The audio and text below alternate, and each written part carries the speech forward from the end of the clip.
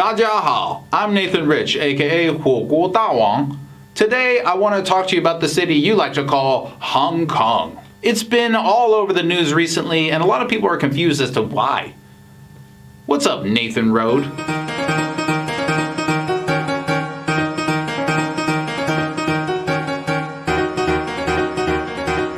Hong Kong!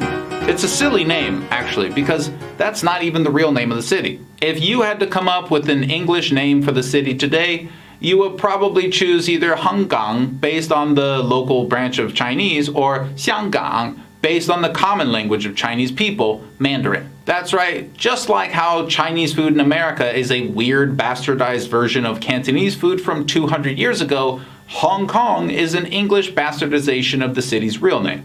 But it really doesn't matter what we foreigners call Xianggang in English, because, and this is important here, Hong Kong is not part of the United States.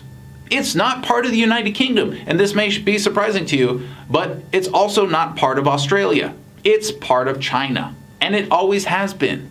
Except, of course, for when Western colonial powers, specifically Britain, came to China to sell drugs to the local population and enforce a vast, highly illegal drug empire with warships and soldiers. They stole the entire Hong Kong area from China.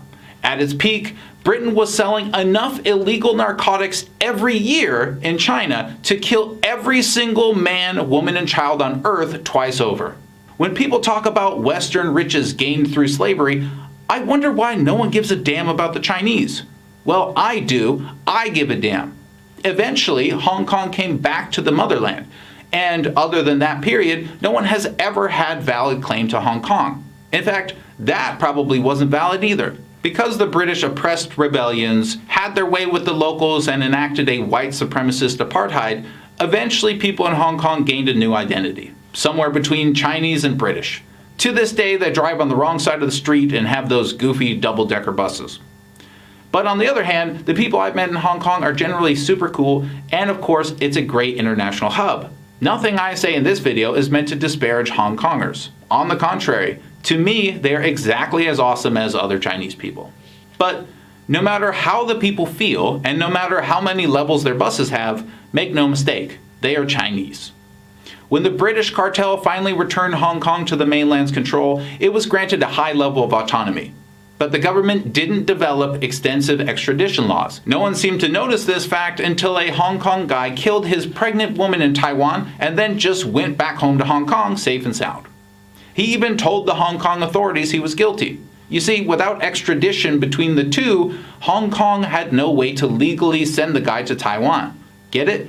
There needs to be a way to deal with this loophole. So anyway, now there's a bill being pushed through to allow extradition from Hong Kong. The bill is applicable to Hong Kong and any place outside Hong Kong. Any place outside Hong Kong is immediately interpreted as mainland China in some people's minds. Foreign powers suddenly started butting in with their opinions and what they think China should do with its city because, you know, colonialism.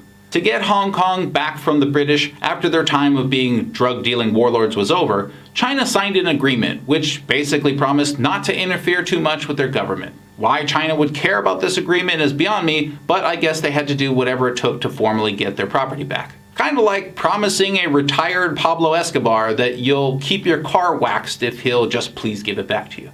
So now the bill's going through and there's a lot of protesters around. It's pretty hard to get a real gauge on the percent of people who support something, but we can estimate with polling. A petition in Hong Kong got 700,000 signatures for the bill to pass, which is pretty significant. You see, allowing people to murder pregnant women in Taiwan and not get punished for it in Hong Kong isn't a very popular idea in every circle for some reason. But the protests were pretty big too. Some say up to 1 million people. Damn! So the protesters are complaining that the bill will allow mainland China to extradite critics of China. But let's take a look at what happens when the bill is examined by someone who actually understands legal stuff. Albert Chen Hun-yi, a legal scholar from the University of Hong Kong and Basic Law Committee member who previously cast doubt over the amendment, said the government's latest proposal is acceptable. Speaking on a radio program, he said there are clauses in the amendment bill to guard against political persecution and believes the central government would not easily request renditions. Even if it's a politically sensitive case raised by the mainland, the Hong Kong courts will review it if it involves political persecution, he said. I believe Beijing would not make an application lightly, as it does not want a Hong Kong court to potentially rule